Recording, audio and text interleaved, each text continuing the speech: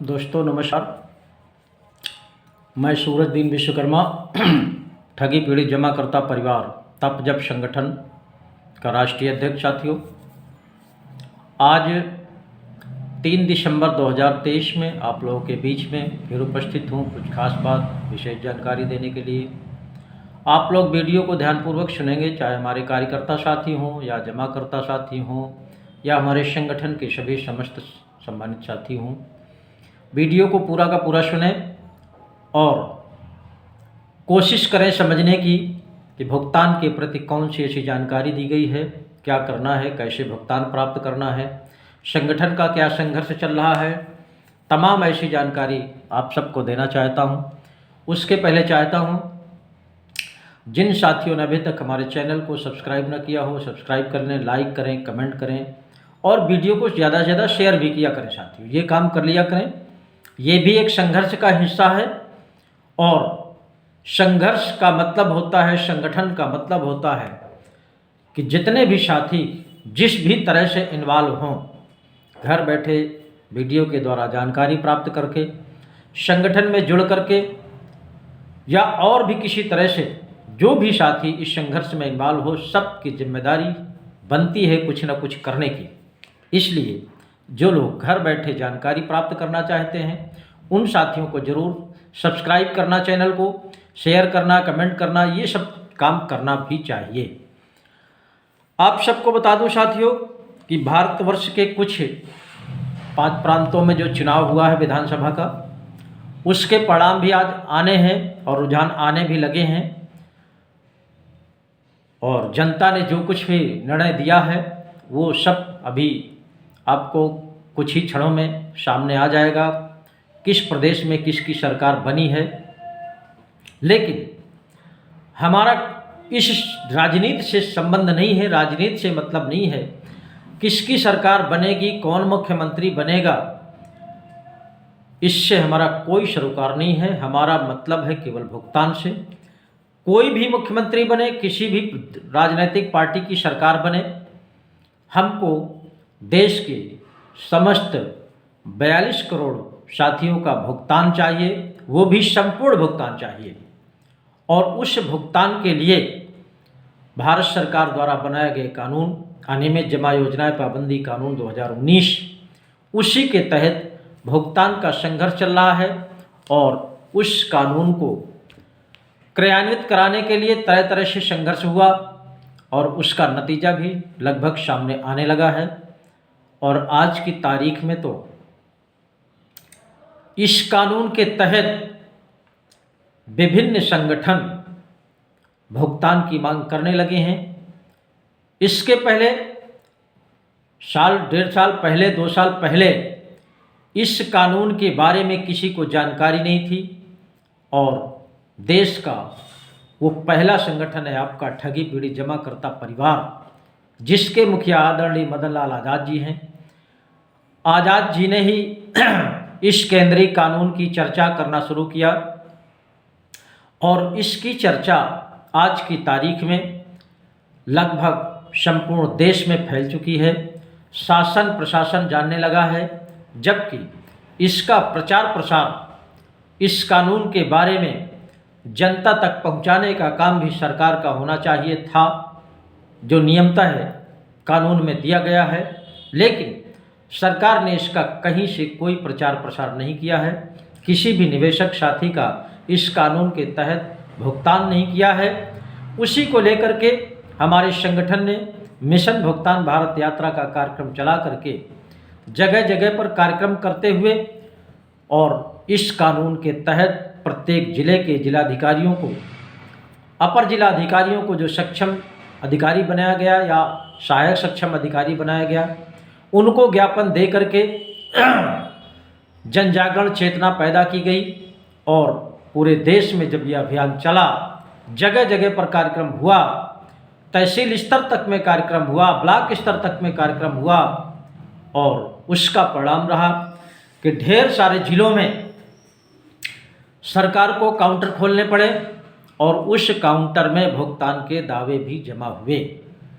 यहाँ तक मामला पहुँचा और उस कानून के तहत जमा हुए, जिसके प्रति संघर्ष किया गया, जिसमें प्रत्येक निवेशक के भुगतान की गारंटी है।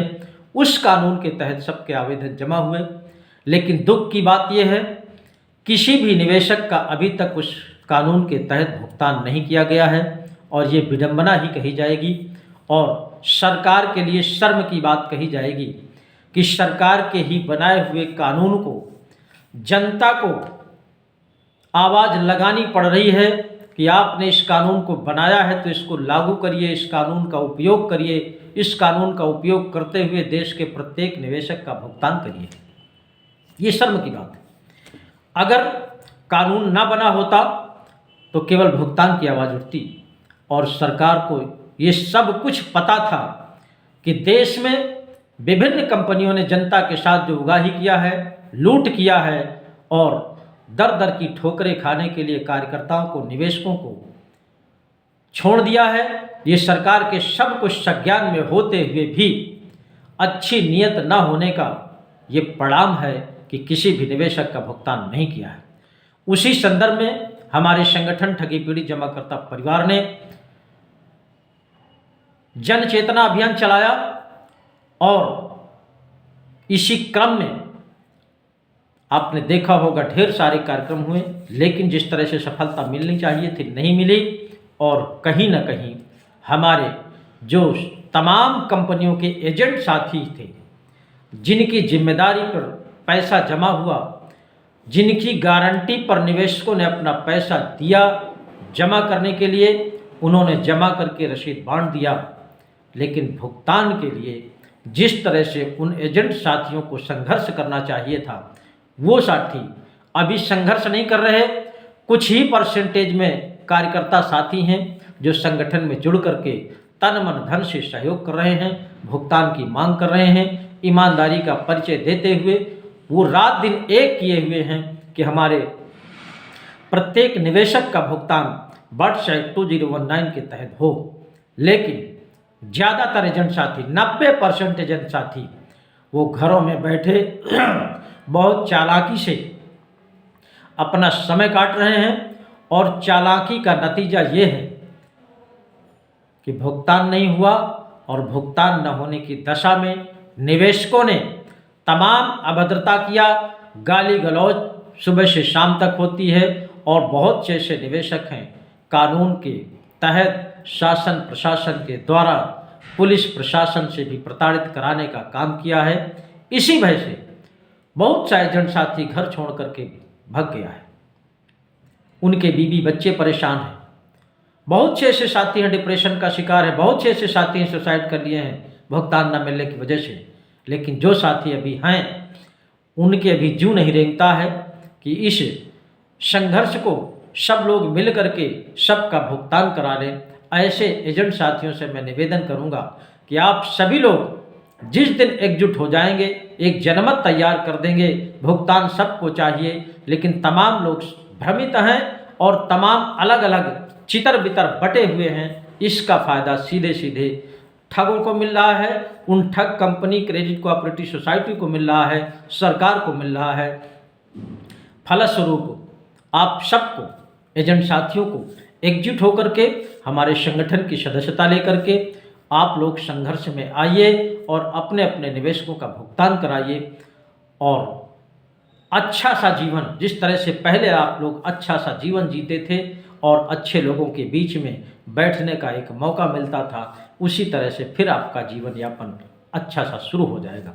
अन्यथा की स्थिति में क्या होगा, आप इसको खूब अच्छी तरह से जानते हैं। अगर आप लोग भुगतान नहीं करा पाए, इस बात को मैं कई बार कह चुका हूँ, भले ही आपको बुरा लगता हो, जो साथी संघर्ष में नहीं है और जो साथी संघर्ष में है उनका तो तन मन धन से इतना सहयोग रहता है कि उसी का नतीजा है कि आज संघर्ष दिखाई दे रहा है। सरकार के संज्ञान में है, पुलिस प्रशासन के संज्ञान में है, जनता के संज्ञान में है। ऐसे एजेंट साथियों का हमारे निवेशक साथी भरपूर सहयोग करें, उनको परेशान न करें, उनका साथ देंगे तो निश्चित रूप से आपका भुगतान हो जाएगा।